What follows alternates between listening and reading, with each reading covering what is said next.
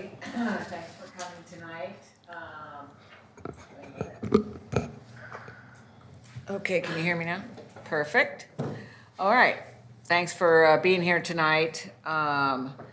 So let's see. First of all, a little housekeeping. I want to welcome everybody here, and anybody that comes tonight will have an opportunity after we get our notes and presentation. If anybody has questions, they can step up to the podium and ask the question. Also, anybody on Facebook, we will try to get as many questions we can off of there. If not, you can certainly email your questions to the staff if we miss you or don't get your questions off the Facebook. Hopefully we'll get everybody's answered tonight. And with that, I want to thank our community partners and our leaders that have been really working on this since, I guess, September when we first started this initiative. And Sarah led that charge, so thank you for that. And we're anxious to hear what you guys have come up with in the last few months. So with that, I'll let you get started. Thank you, Angela.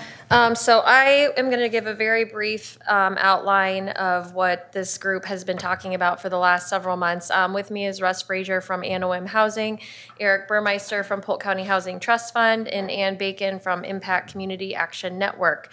We've heard from other housing folks in the community as well, but really the goal of this group and what we had talked about early on was finding some investments that this board could make to have a really large impact on the lowest income folks in our community. We know there's a range of housing issues that need to be addressed at some point or another. This group was focused primarily on the 30% AMI and under. So the proposals that you'll see in front of you today address that population. The intent of this group is also to provide very high-level recommendations. It's not intended to say this organization or that organization should receive funding or not. There's a lot of details that have yet to be drilled down, but the purpose of tonight is to give you guys, again, a high-level overview on what this group thinks would make an impact in affordable housing in our community.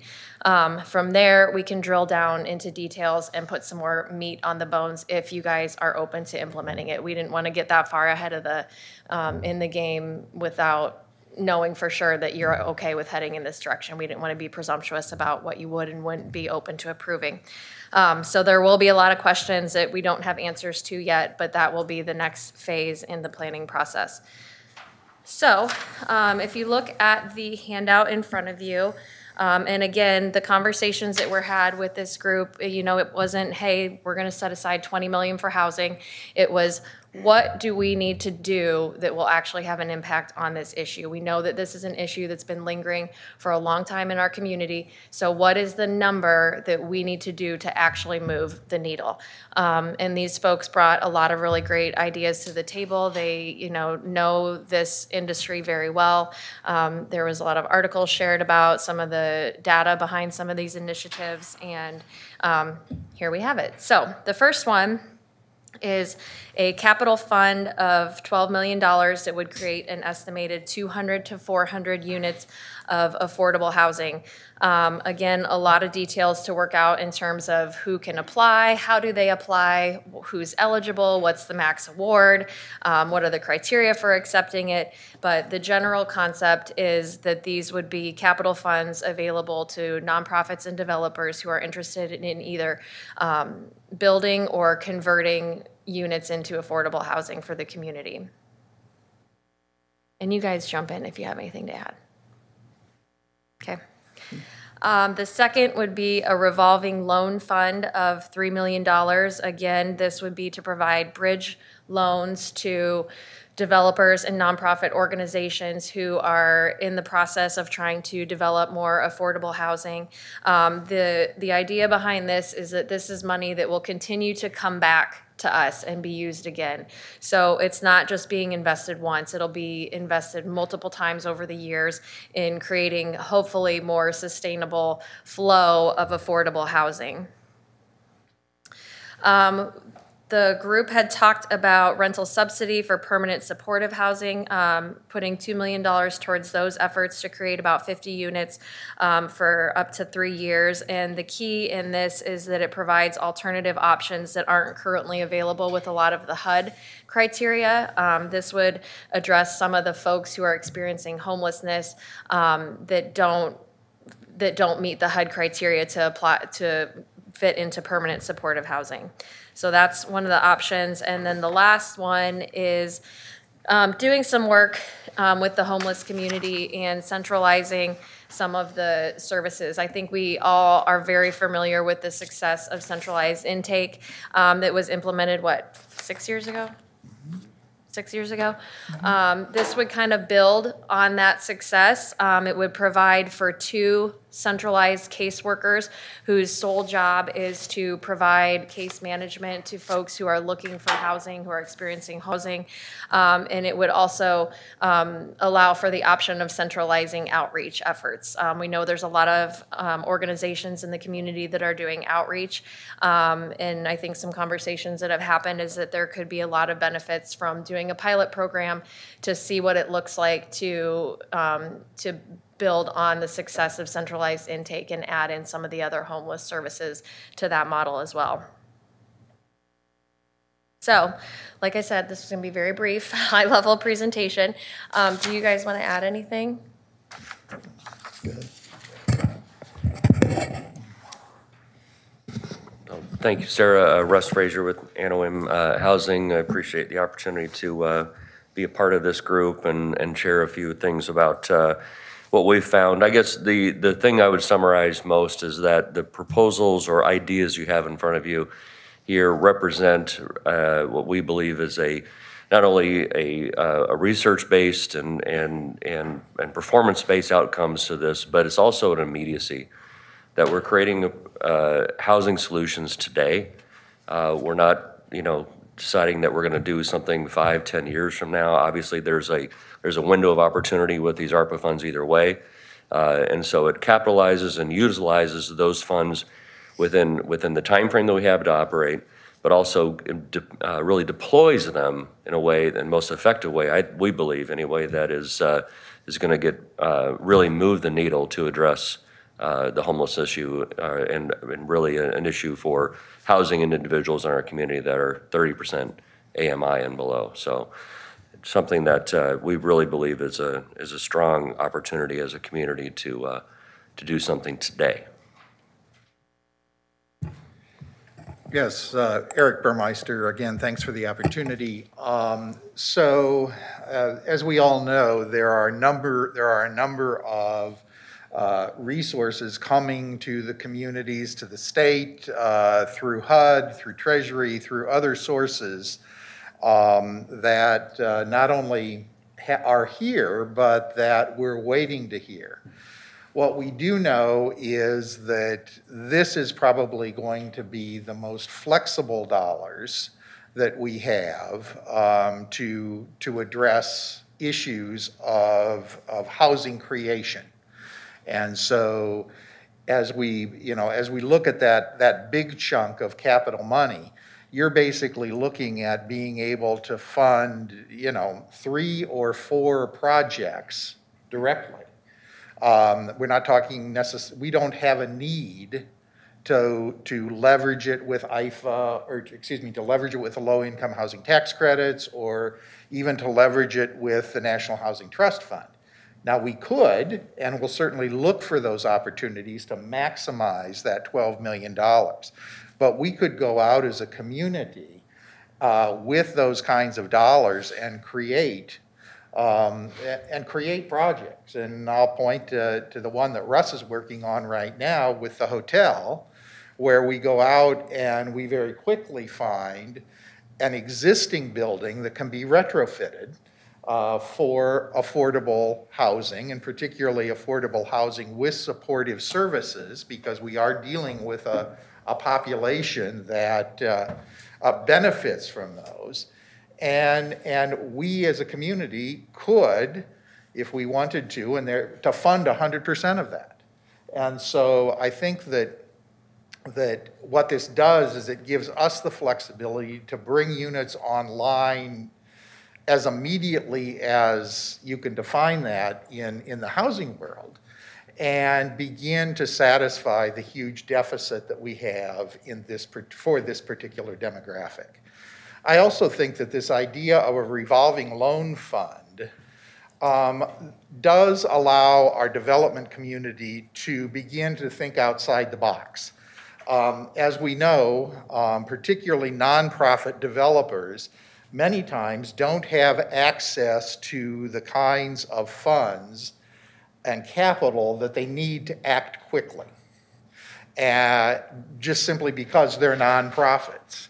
And the fact is that what we know is happening in our community right now is that many of these projects that we might like to have an interest in, to have them remain affordable over time, are quickly being snatched up by the private sector, who has access to a lot of capital, who can walk in and make literally an offer on an existing apartment complex and put the down payment in overnight. This gives us, not a lot, but some ammunition as a nonprofit to play on that field. Because this money, then, it's not a grant, it's a loan.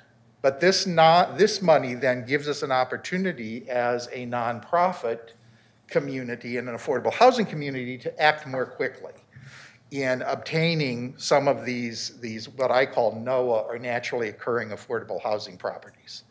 So I think, again, I don't think any of us can sit here and tell you exactly what projects would be funded with these, but we do know that having the money available without the strings of some of the other of the federal programs for low-income creation can put us farther ahead in filling that deficit for this hardest to house population. So that, again, thanks for the opportunity. I think it allows us to be creative, allows us to act quickly, and hopefully puts us in a better position, much better position than we would have been without access to these kinds of funds. Can I ask a question on this? On the capital fund side, I love the idea, I think. I'm a little nervous about the $1 million to start with that we would give to these projects. I mean, that would be, it'd be like that, the $12 million. It'd be quick. It could be. I think those are the kind of details that come in the next piece of the conversation is, you know, what is a meaningful amount to the developers that can get the project off the ground without, you know, burning through this fund in the first year.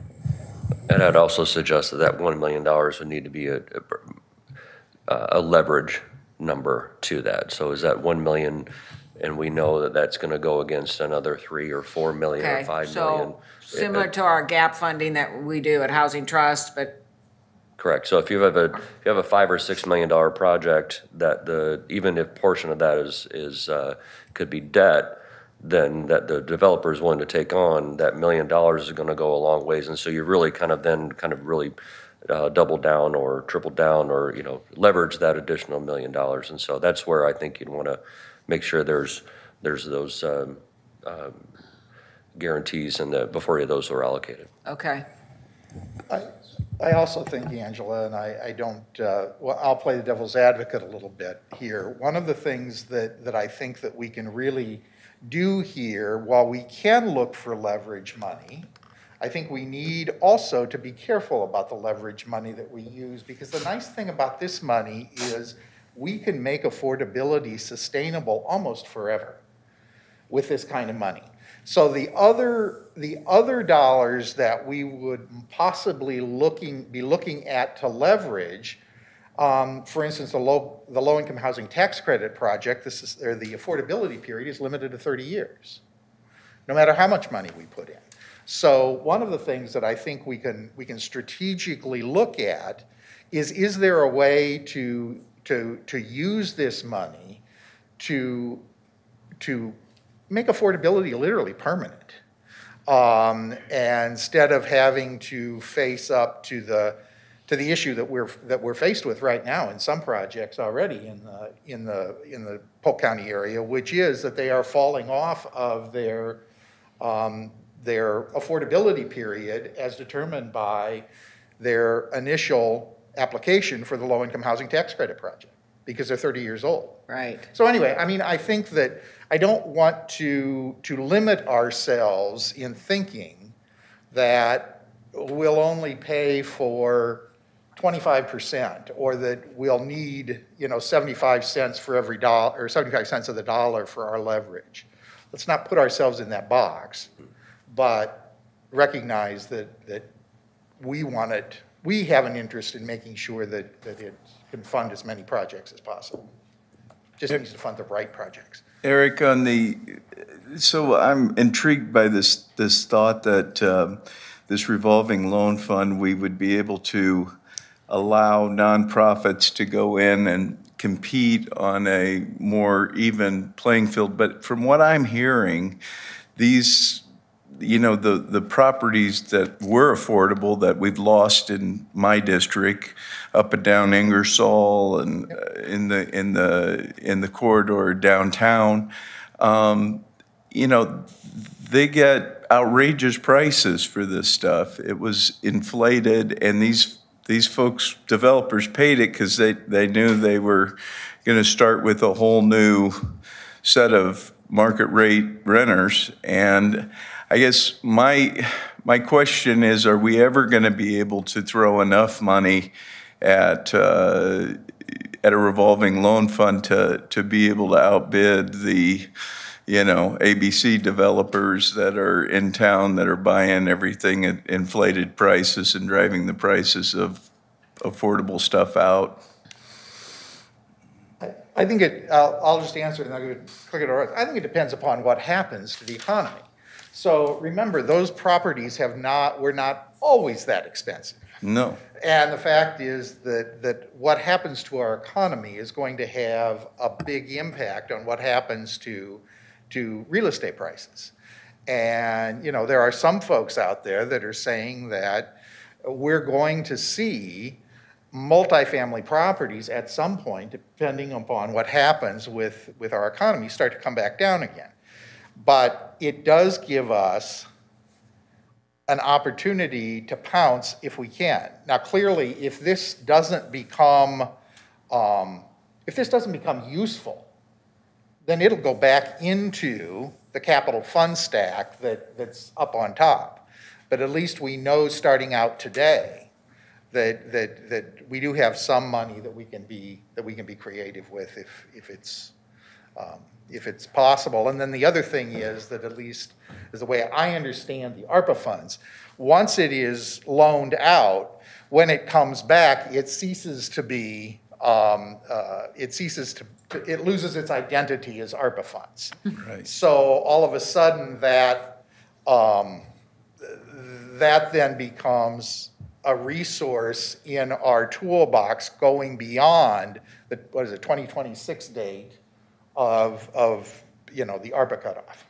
And just to be clear on that, Eric, there was a 76-page document that Yeah. came out on the use of revolving loans. So I'm not 100% that is the case, but there is guidance available that we'll have to look into to ensure that that's the case.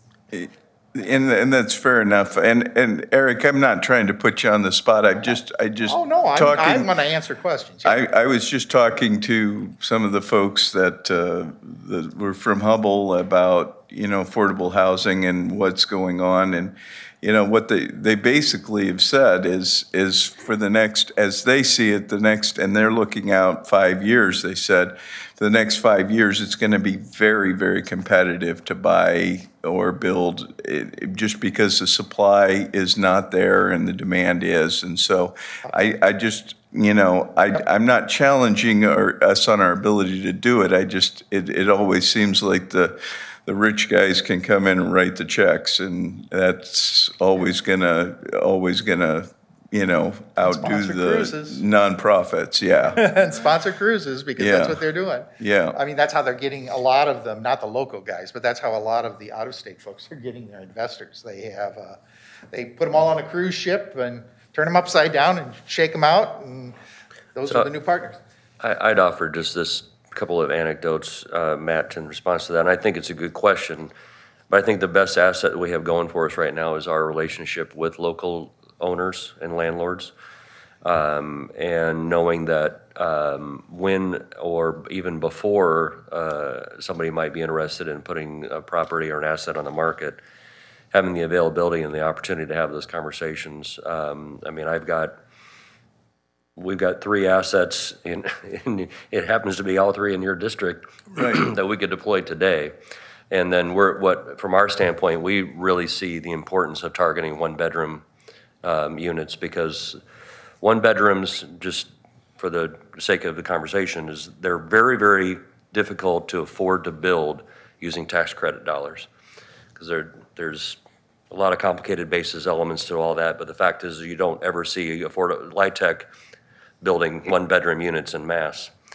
So preserving the 1-bedroom asset in our community from affordability standpoints, particularly those that are already built, already in place, has to be a high priority, especially when we're talking about serving a 30% AMI household, which is very often going to be a one individual person. So, again, leveraging those relationships, knowing where those properties are at, knowing where we already have some of our maybe our scatter site or some of our permanent supportive housing already in place is going to be very key to that. And so again, like I mentioned, we're ready to run on 2 or 3 of them today, and I think those are the ones that we have to make sure that we're preserving and keeping, because they will flip, they will go for double once they hit the market than what we would potentially be looking to pay for them, and that's where we're losing ground as a community from affordability standpoint. Yep. But I appreciate that posing that, because it's an important question. Okay.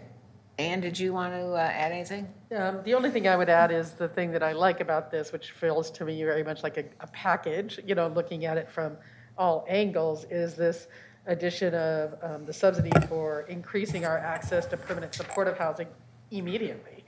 So while we are building out and gaining leverage on having properties available, that these other little packages in here for the permanent supportive housing and then also case managers to be able to assure that we are fitting the right folks in the right places, I think gives us some immediacy that will be very helpful in the current environment. Okay. All right. I'll add also, I didn't mention this earlier, we know that there is a large need of affordable housing for a wide range of demographics in the community. And like I mentioned, this group took a very focused approach to it. There's a lot of other ideas that will be discussed in some of the other work groups that address some of the folks who are at higher income levels but still living at poverty, that address home ownership, things along those lines. So there's a lot of other housing conversation left to be had. But this group, kind of like Russ said it best, I think, wanted to tackle something that could be done immediately to a really vulnerable chunk of our community.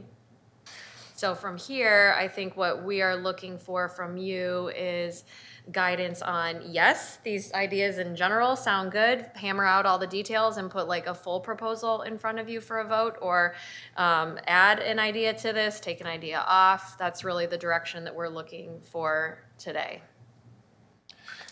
Eric, from an infrastructure standpoint, just what kind of entity handles all of this? I mean, this feels like it would be your wheelhouse, right? Yeah. And so from that standpoint, what's your capacity and the ability to administer this kind of program? Well, one of the things that we've provided amongst ourselves is the existing, what we call housing allocation plan for the Polk County Housing Trust Fund. So with money that you provide and with money that the state provides through the State Housing Trust Fund, every year we put together a plan on how we're going to allocate those dollars. And Steve and Angela, having been on the board, have seen the process occur. And then we take applications from developers and in some cases program providers for those funds. And we have a set of, I call them underwriting rules, that are part of that plan that set out those guidelines. And our development committee works on those every year, and then the board votes on them. So if you were to take our current housing allocation plan for new rental development and drop it into, for instance, the capital funds, that would give then the complete sort of, here are the rules. Now, I don't want to pretend that we want to use necessarily the same set of rules, but we can use that as a template to start out. And then depending upon, what you decide, then, at least in my world or our world, that development committee then works the applications, looks at the numbers, and decides what they would recommend to the full board for an allocation. And then the final word on who gets the money rests with the board of the Polk County Housing Trust Fund. Now, you ask about infrastructure. Well, certainly the biggest issue here is going to be following up on the projects after the allocation has been made. And so it's basically a loan servicing type of a function. Is the developer doing what they said they were going to do? And so that will, take infrastructure over time. Eric, can I say, Yeah. how do you do that internally now? We do it internally now with one individual. Oh, just one, okay, one step, all right. Yeah. Okay, That's Lori Koslerich's job. Okay. At the Thank trust you. fund. And so but you can also third-party hire that out. There are folks, I think I even talked to Russ about one time whether or not Anawim would be willing to take on some of that for a fee. But I think that the short answer is we know how to do it. Depending upon how many loans we're talking about, we may have to add people to do it. Yeah, the infrastructure would be a little heavier than we're used to, I think, so. Oh, yeah, no, there's no doubt. But we know how to do it. Yes, I believe Housing Trust Fund knows how to do it, because the development committee is there, they're the experts that look at all this. We might be missing a step that the board might have to look at those projects, and then back to the Housing Trust Fund. I don't know, I mean, those are all the things that we need to look at. And we can, and again, within the trust fund, we can set up whatever track we need to on these. Right. So This would be a fast track, this would be faster, yes. because these have expiration dates, and obviously, that's the big thing. Right. This next question, I see Annie and Eric, and I'm wondering on this 2 centralized intake positions, does this feel like it would be Central Iowa Shelter Services, or does this feel like it would be Anawim, or who? That was actually something that Angie Arthur from Polk County Continuum of Care brought up, so if she'd like to speak on it. Angie, okay. Hi. Do you want me to come up there? Sure, yeah. You guys are welcome to chime in too.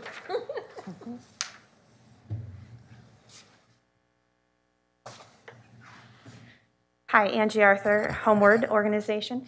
I think we could look at it from a centralized intake perspective, and that's being applied, or our centralized intakes provider is primary health care within that aspects, particularly if Okay. we're rolling into that conversation of centralizing that outreach perspective.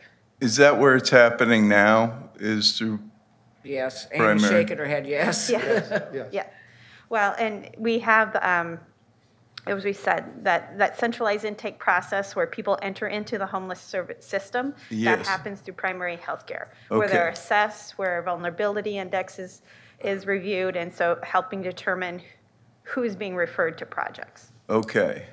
And right now, what is the capacity of that, and what would these two, just in terms of capacity, what does this add to the overall equation? And this is one-time money, so how do we sustain it? Sure. Again, long-term planning would be involved with that. I think one of the things that we do right now, centralized intake is at capacity with the services that they do. So the work that we would have would be adding something different. A lot of times case management is tied to a specific program. So you need to be enrolled in a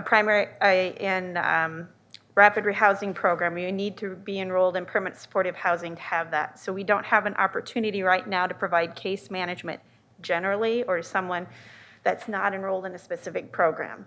There could be some other opportunities within the community, but not within the homeless system that we have right now.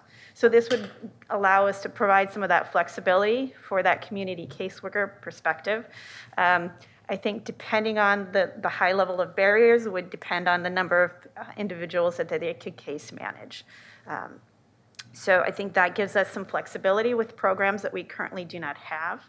And we would definitely need to look at it from a long-term perspective. I view this as a bit of a pilot program to see how effective we can be with this new type of role that we haven't had before within our community. Just some basic conversations that I've had with some property managers in the past that there's interest in this kind of program. And so there could be some funding coming from different places that we haven't had before. But it would be, from a long-term perspective, we would need to look at how that would be from a sustainability area. But this would give you 2 years. Yes. Annie, what do you think? I'm total support of it. Okay. Well, I know primary health care, I think they have one case manager or outreach worker now Specific to street outreach, yes. to street outreach, okay. There's different case managers in different programs, but again, you have to be enrolled. Supportive services for veterans family, you have to be enrolled in Right. that program to get those services. Even other service providers in the community, the different rapid rehousing programs that they have and they support, you have to be enrolled in those programs. And Angie, this is new to me, so enrolling, what does that mean? Is that like a barrier to getting accepted into a program? You have to do certain things to enroll? It strictly means that you're eligible to be Okay. enrolled in that program. You meet the criteria. So supportive services for veterans family, you have to be a veteran and meet their criteria to be in that program. In a rapid rehousing program, again, that's part of that centralized intake process. So that means you've been evaluated, you're high vulnerability, and so we want to make sure that we can serve you, and so you're eligible for that type of program. Okay. But people are not being turned down because there's not capacity at this point. Well, we can't find housing for some of these people. Right. That's the issue. It's not that they're being looked at, they're going through all the intake process, then they hit a wall because we don't have any place for them. I think that's some of the issue we're facing right now, particularly in the most vulnerable people in our Exactly. community. You know, one of the leading causes of homelessness is lack of affordable housing. And then you Yeah. have other people that experience barriers, whether, meaning that maybe they have a corrections history, maybe they don't currently have employment, right? There's programs that can work for that. Quite simply, we do not have enough resources in our community to enroll everybody in those programs because we just don't have all those programs available to us. So people are not being denied because of themselves. We just don't have enough resources in our community. And that's why we have that prioritization process in place. The Section 8 voucher doesn't do anyone any good if there's not a place to house them, right? Yeah. Well, and Angie, is it true that, there's just not enough slots in all of those programs either, correct? I mean, those aren't bottomless programs. Right. But that's the issue, they're not really being turned down or turned Because of- away. Right. Yeah. It's capacity. Exactly. Right. Lack It's- thereof. It's capacity, and then, depending on the program or Section 8 program that you have, what type of amount, or what's the amount of rental reimbursement that you have for that program? So that's all part of the calculation, the challenges. How long a waiting list do you want to make? Right. And we currently do have waiting lists for our housing programs, our permanent supportive housing, rapid rehousing, and some of our shelter programs. And what's that look like, the waiting list? Well, as of last week, we had, I think, 26 families on our waiting list for a family shelter. All those families, when we verified last week, were doubled up, but still, we want to get them in a stable shelter. We had 43 youth on our waiting list for the 9 beds for Iowa Homeless Youth Center. Specific to that, we do not have waiting lists at this point for Central Iowa Shelter Services. And I don't know, I can't speak to all the other programs, shelters in town. But again, those are some of those things we had. Don't quote me exactly on this, but on the overall housing programs, our wait list was 463 or 483 households within that program. So that could be singles, couples, families. So a variety of programs there. Remember, you're looking at 50 immediate right here. Yeah. In terms of that subsidy. So if you look, when you're talking about 400, that seems to pale by comparison. But believe me, bringing 50 new permanent supportive housing units online at once is huge. So. Especially when you're talking about roughly 120 individuals that are unsheltered in Polk County right now today. So there's a number. But the other part that I would add to what Angie was talking about is that this truly is filling a gap that we do have in the community that is both for addressing what is ultimately some street outreach issues, some individuals that aren't finding that case management support in other programs, and also if we're successful in deploying all the things you see on the front page of this, the funnel that we have in our community for housing has gotten wider. And so we also need help getting people through that funnel and moving them into that. So we want to be, not only do we want to be successful in creating units, but we also need to put people in those units, and make sure that we're moving people the right vulnerability, the right prioritization, so we're right there with it. And so this is really just that backfilling the puzzle behind behind the curtain here, while all of these other things are happening on the front end of it. And it's really something that it's identified, and it's really an easy fix to add in using these resources. Aren't you talking about the community advocates on the backside there, making sure that we can funnel these folks appropriately and what they need? Because a lot of times they don't know where to go or who to talk to, and once they get somewhere, then we kind of lose them. Yeah, it's not, If there's we've no, done one there's no great magic that happens when a high-need family is placed. Right. They need longer-term Right. support and Supportive services. assistance. Yes. If we've done one great thing as a community, it's centralized intake. I agree wholeheartedly. And it has done immense, it's such a great outcome for us to have that one place where people can go and be assured to get an answer. And this continues to prop that up and ensures that that's going to be successful. Which we started, Polk County, and funded, by the way. How's your timeline on the conversion project going, and what are your thoughts on that? We're expecting to get started on construction here yet this spring. Okay, And should have it ready to occupy by late fall. So that's great, should great not- news. I'd like to have, all those units available before it's cold again. And that would be how many units? Another 40 40? Okay, addition, that doesn't count anything we're talking here. that's great. And I think the positive thing, particularly for those units there and some of these other programs, they're being supported with supportive services. So the folks are being placed, folks that have experienced multiple barriers in their life, they're being placed and then surrounded with supportive services to help folks remain successful and be able to remain permanently housed. I think that's an important piece. Permanent supportive housing is a very important tool for us in our community that supportive services that surround it makes it even more vital and more effective as a tool for us in our community to support individuals that are experiencing barriers within their housing to be successful. I just had one more question. Of all the housing in our community apartments today, how many of them are dark and vacant at this moment? Not many. Ones that are inhabitable? Okay, because some people have asked me that question, is just what is the supply and demand out there? Are there a lot of units out there that are vacant? And I said, to the best of my knowledge, I think everything's appears to be either being marketed or marketed that is rentable, right? I mean, is that your take on it? Well, Certainly, we have the research to that. Yeah, certainly would be, certainly we could come up with exact numbers, because of course it depends upon price point.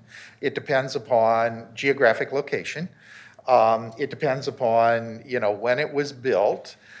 And, Hubble does a really good job, or CBRE does a really good job in taking a look at those figures about every quarter.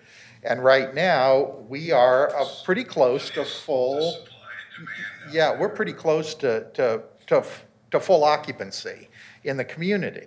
Now, you can go out and find some places that are at the really high end of the market, where, vacancy is probably a little bit, higher than what owners would like. But generally, in the community, we are about 100% occupancy, which is why you see now, again, the developers starting to come in and announce these new projects that we haven't seen for a couple of years. I saw Sherman just announced another one, it was either today or yesterday, down in Gray's Landing. And so again, you start to see those kinds of things. But will we even have any opportunities to develop existing structures? Russ is saying yes. Yeah, I think that there will be opportunities to look for existing structures. The better the occupancy, the more attractive existing buildings are to out-of-state, particularly out-of-state investors. Again, I'm just praying for another market downturn.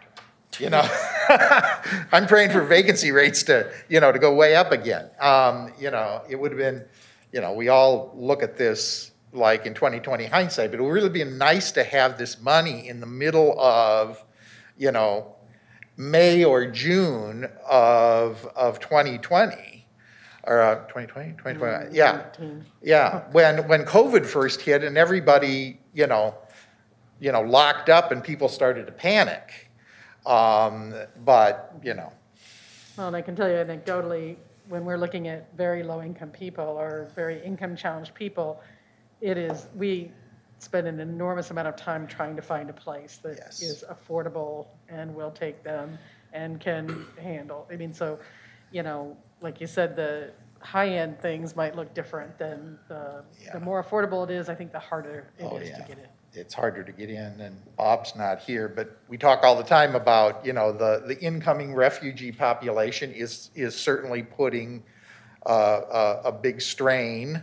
And those have long-term rental support from the federal government are basically competing with, the single moms and the service workforce and those other folks that don't have long-term income stability, to be able to convince a landlord who may have 3 or 4 applications for every vacant unit to say, well, I think I'm going to take a chance on you, as opposed to saying, hey, I see somebody here that's had a job for 5 years making 3 times, the monthly rent, earning 3 times the monthly rent.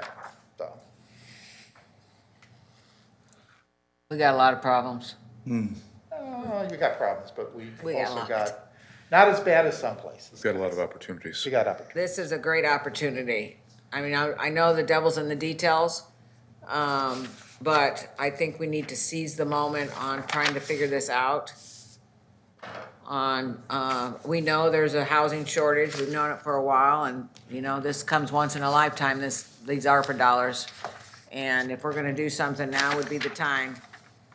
I'm hoping too that, I think we need to have conversation with the state and the city to see if we can combine some of these dollars. I mean, they have ARPA dollars too, and you know that those dollars can stretch even further if we come up with these programs. Maybe they'll like these programs, to see if we can join forces and really get, you know, more bang for our buck if we actually can work together on some of these initiatives.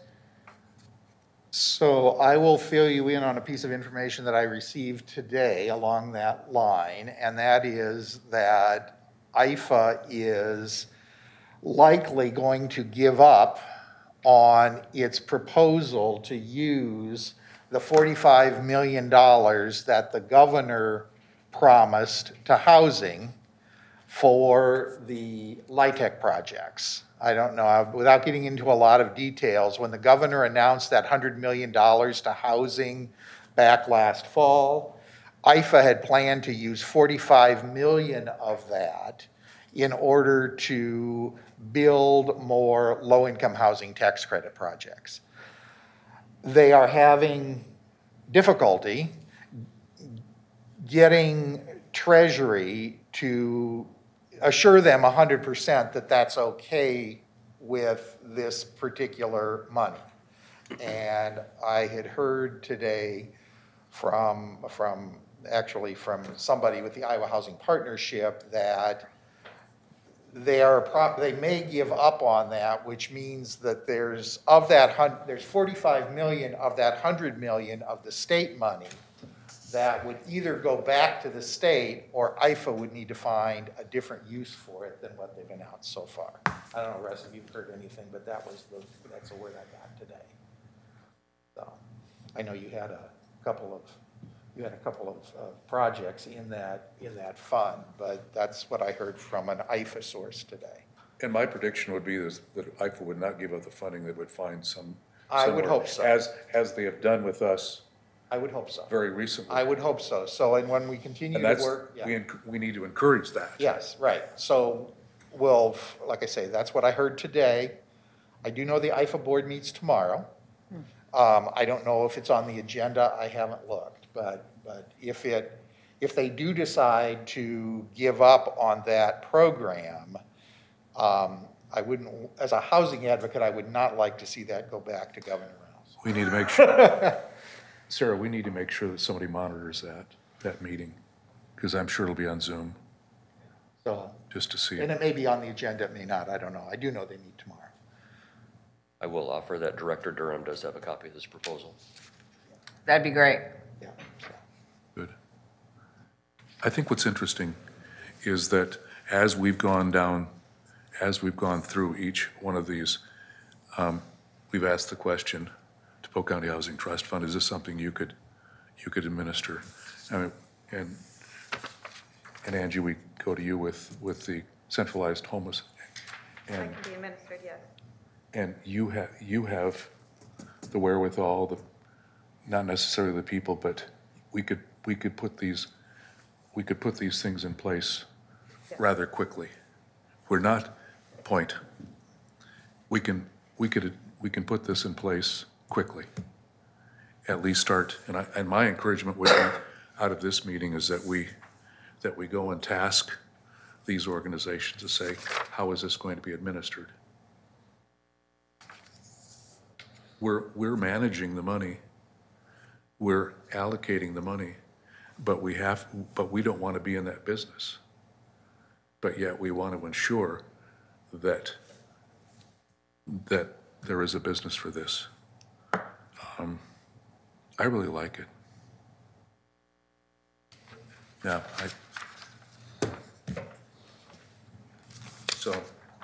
that's my thought is put it back to the committee, put it back to these folks, and they come back to us with a recommendation of this can be implemented. I wasn't leaving you out on purpose, Russ. He's gonna be busy building this stuff. Well, it's clicking. You already said you need 1-bedroom units in mass, so.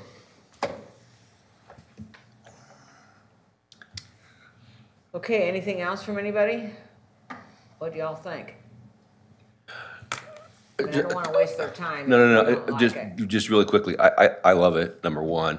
And I want to thank Sarah for leading this group, and mostly the three of you. I've worked with you in different capacities over the years, and I'm absolutely convinced we have the right people at the table to help us through this process. So thank you for your work. And thanks to Steve and Angela for your work on Polk County Housing Trust and the work you've done there too. The only thing I would ask, and Eric, this might be for a different day, and I'm totally good with that. Supervisor McCoy touched on it some, but the available units that are out there now, specifically I'm interested in, and maybe you have this already data collected, but is this just a pipe dream on my part, or are there properties out there, whether they're smaller multifamily units or in existing neighborhoods that maybe light disrepair, that we could invest in to rehab that would not only improve the neighborhood but increase our units that are available? I mean, is that number even out there? I mean, I know that probably isn't real attractive to some developers. It's probably, as far as from a income standpoint, but nonprofit organizations, I think it would be.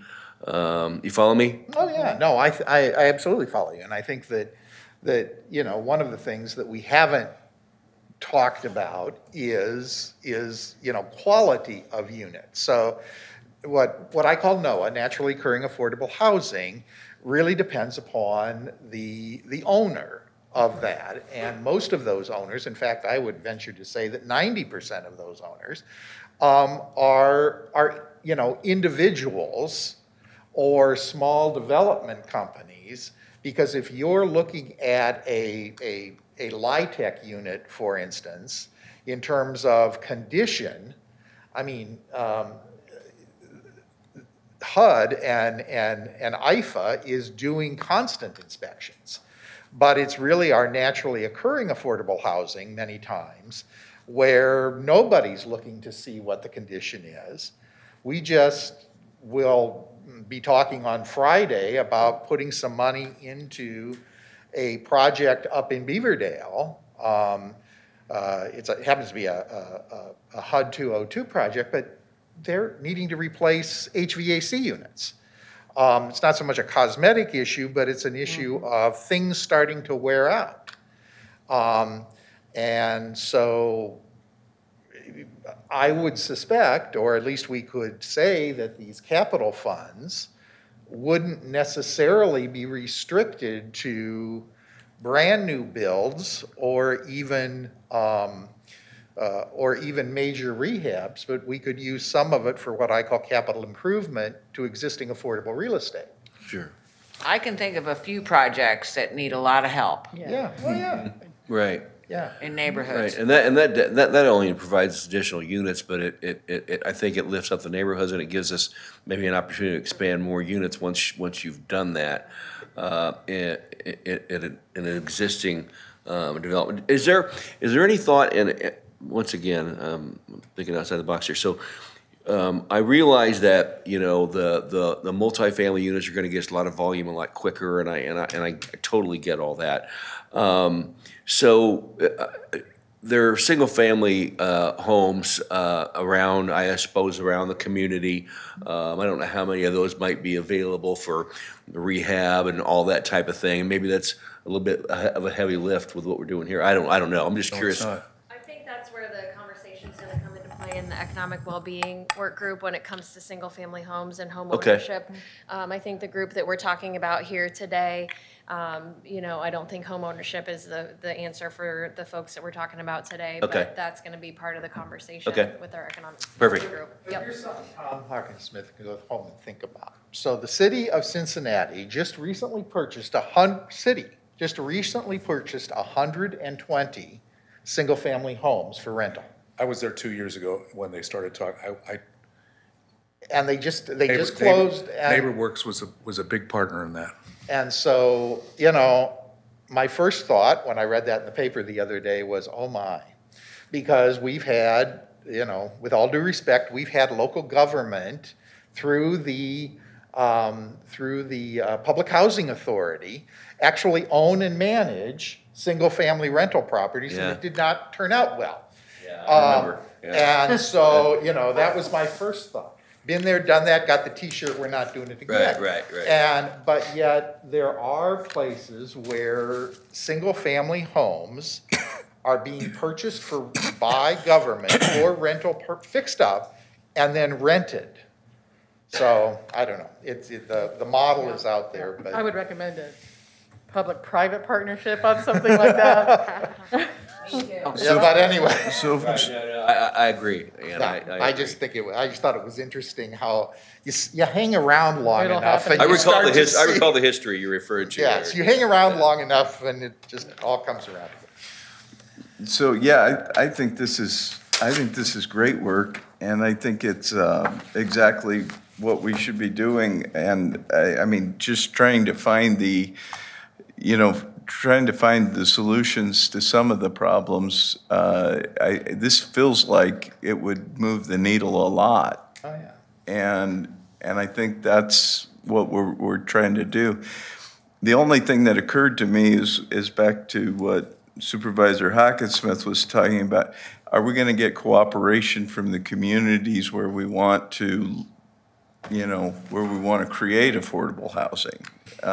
Again, just kind of knowing what's been said publicly in the environment we're living in, it's hard to believe this won't be without some, not in my backyard.